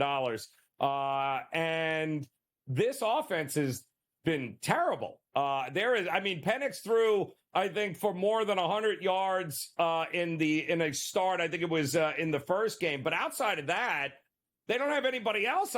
24 of 57 I'm seeing. All the quarterbacks combined outside of Cousins, because he's not going to sniff the field, 42%. They can't run the ball. What are we doing here with Atlanta? Jacksonville has got to have a clear offensive advantage, including Trevor Lawrence, they're saying, which might play a couple of series in the first half here. It just feels like Jacksonville going to have a big advantage in this game, certainly offensively, even with the backups. Yeah, majorly, and the books are respecting that. You have to lay 7 here with the Jacksonville Jaguars, and that's exactly where I would go, Joe. I think they can win this one by double digits. I think they come out strong from the start. If Lawrence comes out here, he should be able to get a couple touchdowns on the board before he goes off. I expect him in a couple of drives, and I think the Falcons defense will allow those points to come on the board. So I'm going to look here at the Jacksonville Jaguars. I'd lay the 7. I like really looking at the first half bets in these preseason games, especially when we got starters coming out there for the Jacksonville Jaguars. That's where I have the most confidence. I don't love the second half of preseason games unless it's the Bears, because we know the Bears in the second half have been just fire this preseason. But Atlanta's not getting anything done. That total 35.5. Unless the Jags put up all the points, Joe, staying under. I am with you here and keep in mind here too, by the way, the Jags have already announced their starters on the defensive side of the ball are going to play some meaningful snaps and have some time. Their defense in the preseason, Joe, they've only allowed 10 points per game in the first 2 games that they've played here. So, you're talking about a Falcons team that can't get the ball in the red zone going up against a defense that it clearly has something to prove. And by the way, Kansas City just ran it in the end zone for a touchdown. So now it's 10-7, Joe, in this game against Kansas City. And are we looking to back Chicago? Maybe a second half play here at the break when it comes by? Yeah, it's got to be Chicago in the second half here for me, Joe. I do think this team, with what they've shown in the preseason so far, in the second half, they're really going to come out. This team is deep, and those players are really playing for something out there, trying to make sure they make the roster. So I think the Chicago Bears in the second half is where it's at. All right, we got a vote for the Bears here. We still got 8 minutes to go here. Plenty of time. We'll check on the in-game total in that one, as well as in-game live. Primetime continues on this Thursday night here on the Grid. Come back and join us.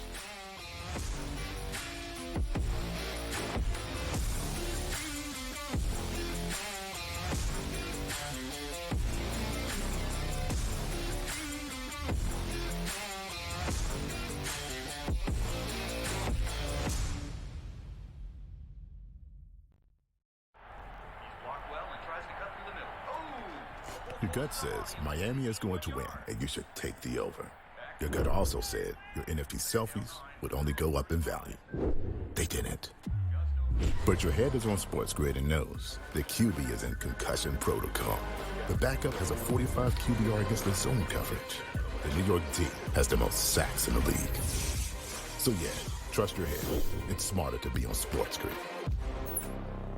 There is going to be an energy to game time decisions that you will feel night in and night out. We're going to go through every single thing, and I've got a great team behind me that's going to help me get the job done. I want this to be the place that people come to. We are going to hit every single one of those markets that you need to know about. There is not going to be a better place, I promise you, than Game Time Decisions. We will have everything at our disposal, and we will use that to our advantage. I'm Kevin Walsh. Tune into Game Time Decisions from 6 to 8 p.m. Eastern on SportsGrid.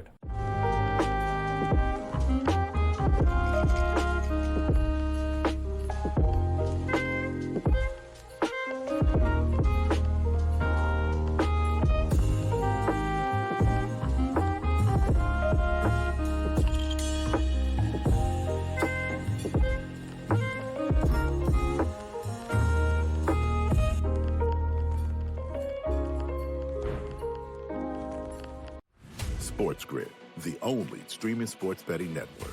Tips, info, and insights to up your IQ. It's smarter to be on SportsGrid. New to the Live Golf Plus app. Watch Live Golf any way you want it. Follow any group. Replay any shot. Anytime, anywhere. Any questions? Watch Live Golf live and on demand.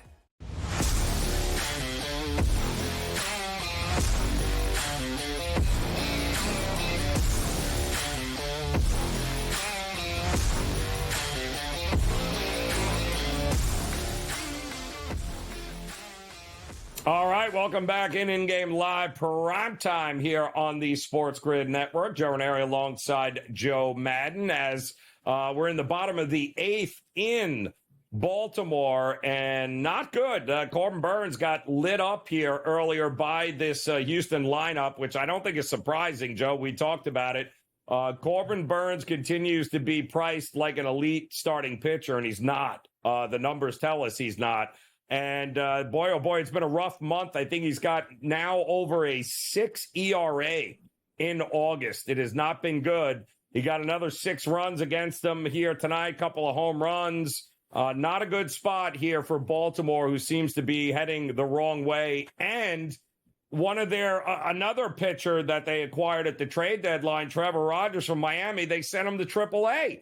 So again, this is going to be a rough go for Baltimore here. And the Mets, here's another team still fighting and battling, and I saw their number to make the playoffs about plus 200, 250, somewhere in that ballpark. You got the Padres, you got Arizona. This is a huge, and I mean huge series for the Mets, is it not? Oh, it absolutely is. They need to come out here and they need to be able to get the wins over the San Diego Padres in this series. Now, this is a hard matchup, though, because Dylan Cease has been strong for the Padres. And Severino, while he's coming off a fantastic game in his last one out, I think he's a fade tonight. I think he was overworked in that last game, went 9 innings, 113 pitches.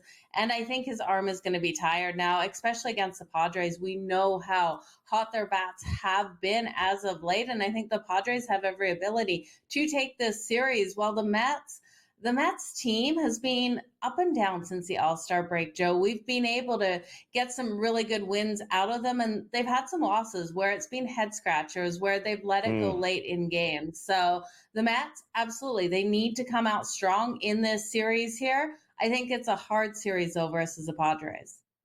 Yeah, it's going to be a good one here tonight. Also, they're coming off a terrible loss to Baltimore. They had to fly across the country. Now they got to take on the Padres here. And the question I think on everyone's mind is which Severino shows up tonight. That's kind of, which Exactly. version do we get tonight? Because that's going to be the big question. Dylan Cease. Are we looking at maybe a team total as well here, Joe, in this game? Because if we like the Padres lineup to get to Severino, then maybe the Padres team total over. But I kind of think Dylan Cease should be able to handle the Mets lineup and keep the scoring low here. But how many runs are we getting in this game, do you think? You know what? That's a really good question. That's the line I hadn't looked at. So I just put it out. The Padres team total is sitting at 3.5, minus 146 to the over. I do think they will hit him. I think they'll hit Severino in this one. My problem with the total was I didn't think the Mets would hit Cease. Like you said, they had to travel off a hard series as well. And I do think they'll be tired in this one. So it would be the Padres team total over 3.5. Now, Joe, you're going to have to lay juice on that. Can they get over 4.5 runs? Can they get 5 runs on the board? Because if they can get 5 runs, it's plus 132. I don't hate it. I'm not completely in love with it, but I do think they could get 5 runs. The Padres bats have been phenomenal. Yep. Oh, well, here's what I'm thinking, too. Can they get, I would imagine the first 5 team total is probably 1.5 for the Padres. I would think that, yes. Can they get 3 runs by the 5th inning in this game against him? I would think so. Even if you can get 2.5, that's probably not a bad look. No, Joe? Yeah, I think it'd be absolutely fantastic to take their first 5 team total. You could also look at the Padres in the first 5 on the run line, laying a half a run at minus 110, or you could ult that. And so let's just see if we lay 1.5 with the Padres in the first 5. I do think they will get at least 2 runs over top of the Mets in the first 5 innings. I don't think the Mets are getting any runs. So I don't hate the first 5 ult run line, laying 1.5 at plus 174, Joe. So much value there. Don't hate that either. And don't forget, the Padres got lit up last night at home against the Twins. So that means the bullpen guys got a night off. So this, any sort of run line situation here, I think is going to be in good shape for the Padres here. And Severino's coming off a start. I think he threw 113 pitches. As a Yankee guy, I can tell you Severino with those after the next outing, after one of those where he throws a $115, 120 pitches is usually not great. Just saying that right now. So this is all going to depend on whether or not you believe Severino shows up. I tend to believe that's not going to happen. I think Dylan Cease and the Padres limit the Mets lineup here all day long in this one. That first pitch is coming up.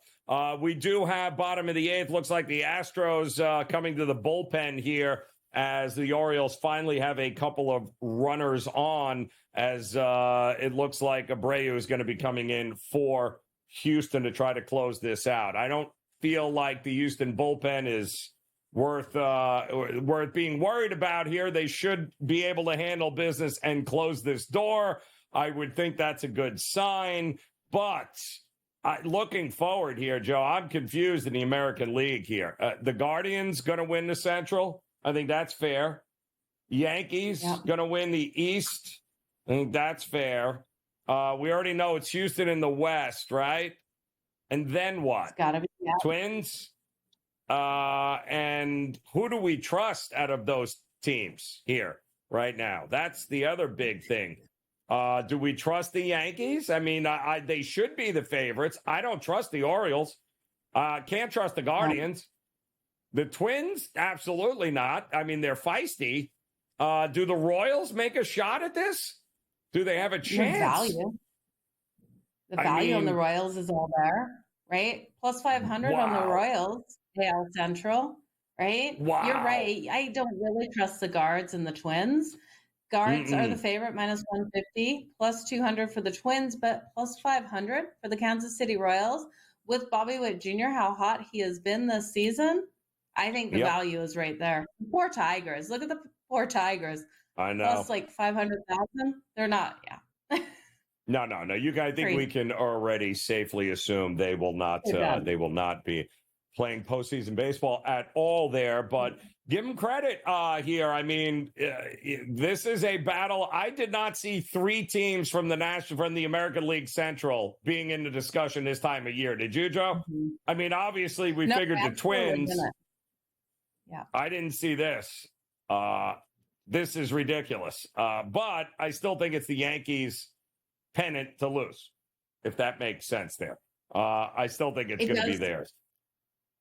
It does, but the Yankees come down to Judge and Soto, and if Judge and Soto aren't firing, I tell you, this team has had its struggles, Joe. So Judge, Soto have to stay healthy. They have to stay with hot bats. Otherwise, where are the runs coming from the Yankees? This is their biggest struggle out there. And then Carlos Rodon, every time he comes out on the mound, I tell you, he makes me want to pull my hair out. I don't know which way he's going to go. He comes out so solid in some games. Other games, he just gets lit up. So the Yankees, yes, I think they take the AL East. I think they can take the American League. The Baltimore Orioles, though, I really thought this would have been a tighter battle. They're just, something's not clicking right now, Joe. Nope, no, it's not. And you've got other teams. Now, I want to remind everyone, we got about 5 weeks left, right? And then October baseball, we all know what that means. But the Diamondbacks did this same thing last year. Nobody talking about them playing their best baseball in the second half, and they rode that right into the National League pennant. So is there a team that could do that again this year? I think it's going to be much closer than people want to even think about. So we'll have more on that. We'll talk a little. Wait a minute. What? Who? No, that's got to be a mistake. He can't possibly be coming on this show, is he?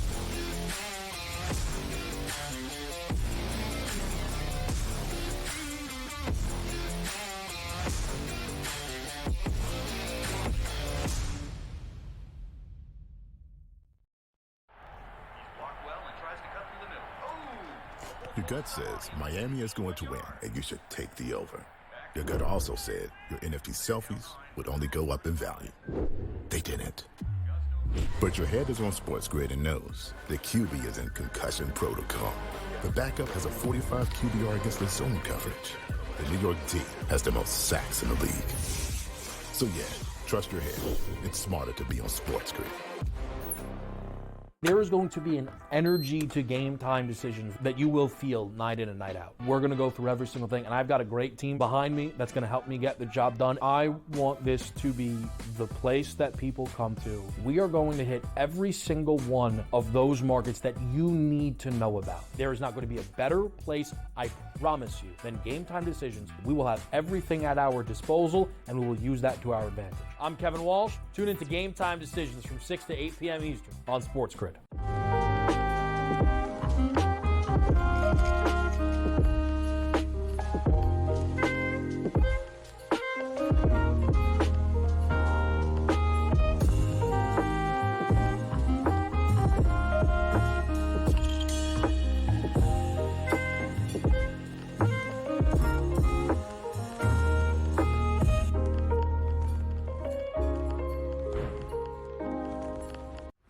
SportsGrid, the only streaming sports betting network. Tips, info, and insights to up your IQ. It's smarter to be on SportsGrid. New to the Live Golf Plus app. Watch Live Golf any way you want it. Follow any group.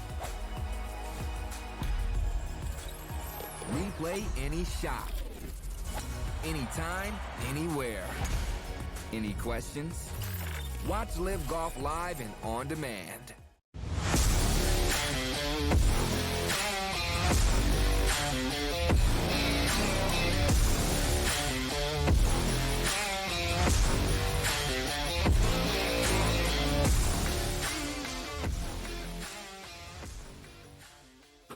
All right, welcome back into InGame Live PrimeTime, and I can't believe it. I could have sworn this might be an AI of the Dubs Anderson that we all remember and love here, but I am being told it is not AI. It is absolutely Dubs Anderson, and he joins us on InGame Live PrimeTime, and oh my goodness, my man, it's been a hot minute, but it's a pleasure to see you. This must mean, though, that we're either talking the Travers or the BMW Championship. I'm trying to figure out which one why don't we start with the BMW here, my man, and tell me, who did you like heading into this, and who's winning the FedEx Cup when it's all said and done? Who's our champion?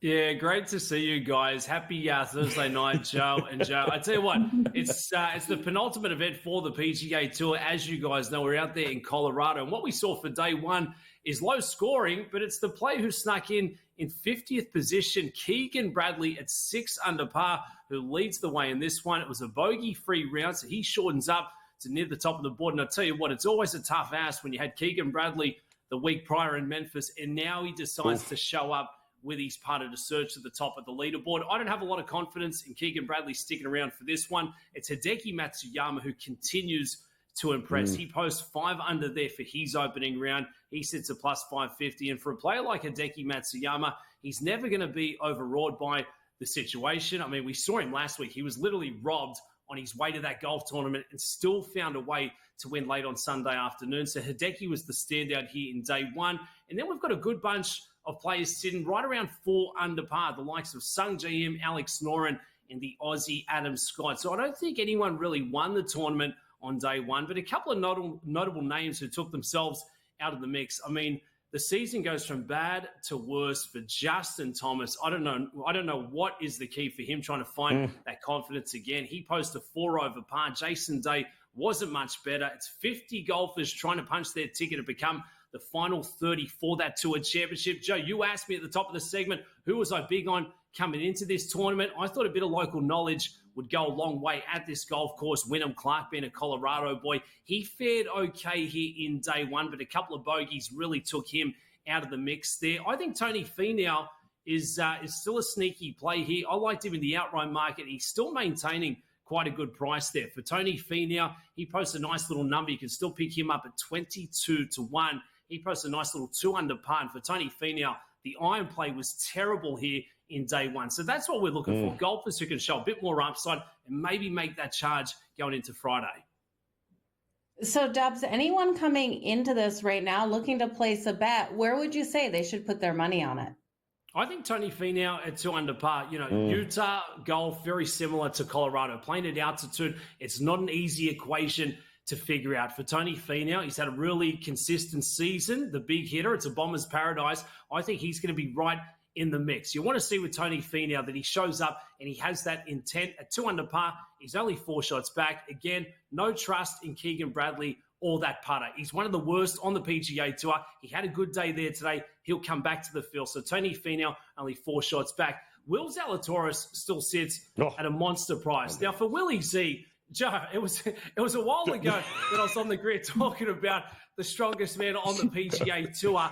And since then, it's been middling form. He's trying to find full health again. If you like Willie Z, you can still get him at 100-1 in the outright market. Consistency's obviously a bit of a concern, but it's a smaller field. He's only trying to beat out 49 other golfers. If Willie Z can stay in the hunt going through tomorrow, I think he's absolutely got the pedigree to make a charge on Saturday, Sunday. At 1 under par, 5 shots back, he's at 100-1 in a smaller field event. Now, that's massive. Every week, these golfers are going against 150 other golfers who can all win on any day in their ride.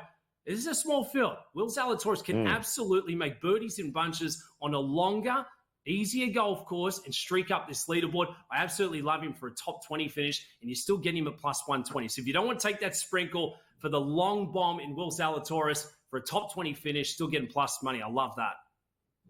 I don't know what to do here now, Dust, because the last time you were here on the grid, we couldn't buy a ticket with Xander Schauffele. You leave, he wins everything. Now he can't get out of the way here. Willie Z cost me nothing but cash last time you were here, and now the poor guy is trying to get healthy and get back into it.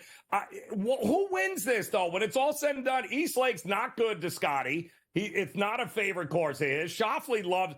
Is it Xander to put the icing on the cake? Who wins this thing? We can't call him Xander Schauffele. It's just X or the X-Men. I mean, he's playing like a thug out in that golf course. Joe, I'm thinking, who's this quiet-spoken lad from San Diego? He doesn't exist anymore. But Xander Schauffele, he's playing with house money. I love his golf game there at the Tour Championship. You highlighted for Scotty Scheffler, never had a lot of success playing at Eastlake despite teeing off there at 10 under par. So I think Xander Schauffele, he's probably got the inside running. And the big mail coming across today, Scotty Scheffler, a couple of concerns with stiffness towards that back. So that is never welcome, especially at the business end of the season. So Xander Schauffele, he's live for this one. He's got the house money, 2 majors next to his name. He's in search of being the player of the year, and you can still get him there at plus 400, 4-1. I think that's a good price. I do love him next week going into the Tour Championship as well. Looking at some of those hole specials, though, Dubs, have you looked at any of these matchups? Do you have any prop bets for who's going to take any of these holes?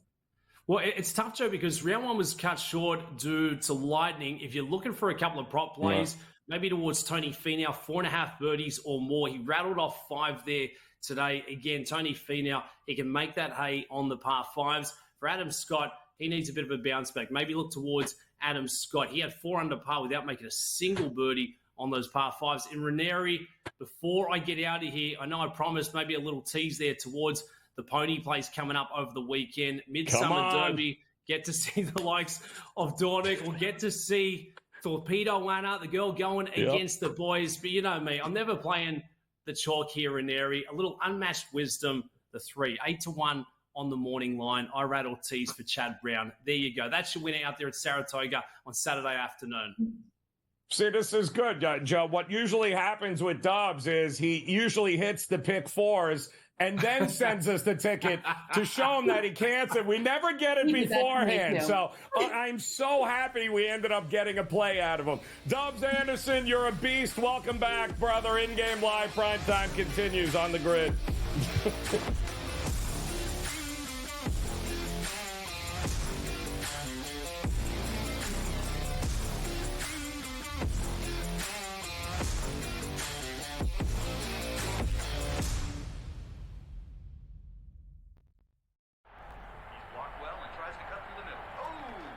Your gut says Miami is going to win, and you should take the over. Your gut also said your NFT selfies would only go up in value. They didn't. But your head is on SportsGrid and knows the QB is in concussion protocol.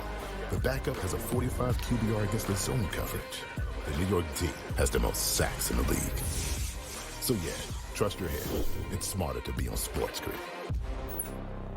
There is going to be an energy to game time decisions that you will feel night in and night out. We're going to go through every single thing, and I've got a great team behind me that's going to help me get the job done. I want this to be the place that people come to. We are going to hit every single one of those markets that you need to know about. There is not going to be a better place, I promise you, than Game Time Decisions. We will have everything at our disposal, and we will use that to our advantage. I'm Kevin Walsh. Tune into Game Time Decisions from 6 to 8 p.m. Eastern on SportsGrid.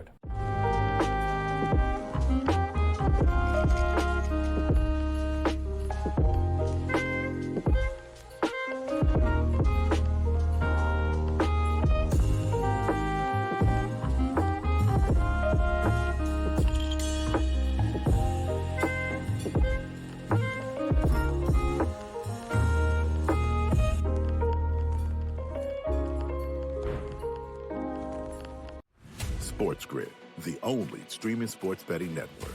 Tips, info, and insights to up your IQ. It's smarter to be on SportsGrid. New to the Live Golf Plus app. Watch Live Golf any way you want it. Follow any group. Replay any shot. Anytime, anywhere. Any questions? Watch Live Golf live and on demand.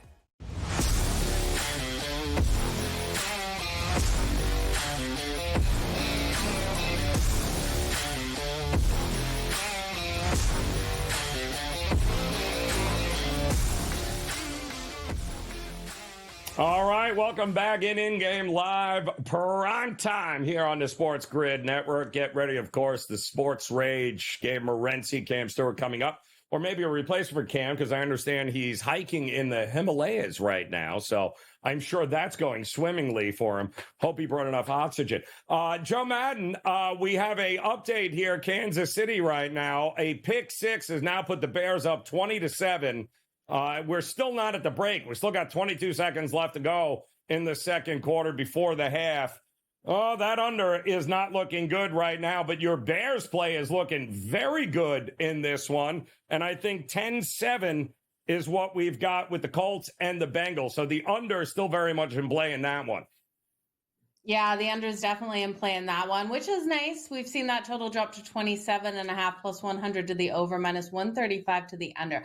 I like where we're sitting with that game. Now with this game, I wanted to live bet the Bears in the second half. I'm not going to touch it with them up by so many points. 22 seconds still left in the second quarter here before we go into the half, Joe. And with them up 20-7, I don't want to do anything with this. I was looking at live betting their team total for the second half to the over, but they put up the points in the first half, and I'm just going to stay off the rest of the game. That total's jumped all the way up to 40.5 at minus 128 to the over, minus 102 to the under. Give me the under, Joe, for the full game.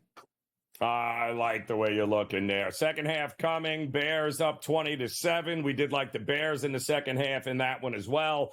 Also underway, the Mets got to Dylan Cease right off the bat, Joe, right in the top of the first inning. They got a 1-0 lead heading to the top of the second. Lindor starting it off once again for the Mets. Not a great start for Dylan Cease and our team total under for the Mets here, but 1-0 early. I still have faith, though, in the Padres to win this game.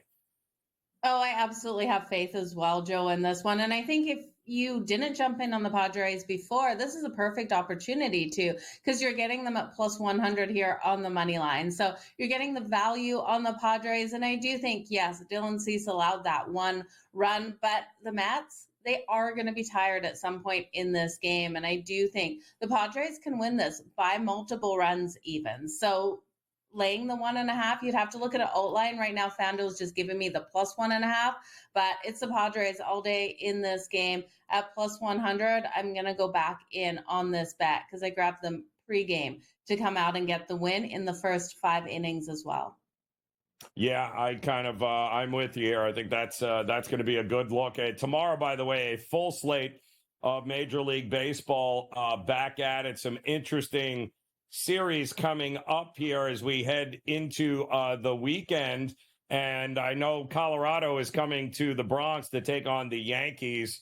And the Yankees somehow will figure out a way to lose 2 or 3 here, Joe. I have that feeling that is coming up here. But I do think that this Padres and Mets series this weekend is going to be absolutely huge. Blackburn versus Musgrove. I think the Mets have to win. They got to win this series. There's no ifs, ands, or buts about it heading into this home stretch if they're going to overtake. I mean, it's the Padres and it's Arizona, right? Those are the 2 teams, and the Mets are close, but they need a strong finish. They have to be able to beat the teams in front of them, Joe. Oh, absolutely. And they have to show up in these series here. And if they can't, they're not going to get it done. So, Joe, I'm with you. This is so important for them. It's an important series for the Padres as well. And when you look there at the Yankees, you said they're going to lose a couple of those games. It's Rodon getting the start on Friday. So tomorrow he's going to have his struggles. We know Rodon. How can we trust him? I can't. Versus Kyle Freeland, though. Freeland, we know Freeland is a pitcher as well. That total 8.5, Joe, going over that total. Now we're going to wake up and that's going to be 10.5. I promise you there. Also, a Scotty Wetzel special here. The fired coach system. Take the Mariners tomorrow over the Giants. The Mariners just fired longtime coach Scott Service in about 4 or 5 hours ago. One of the longest tenured coaches in Major League Baseball. But since they blow, he's out. They fired him. So Seattle at home taking on the Giants tomorrow.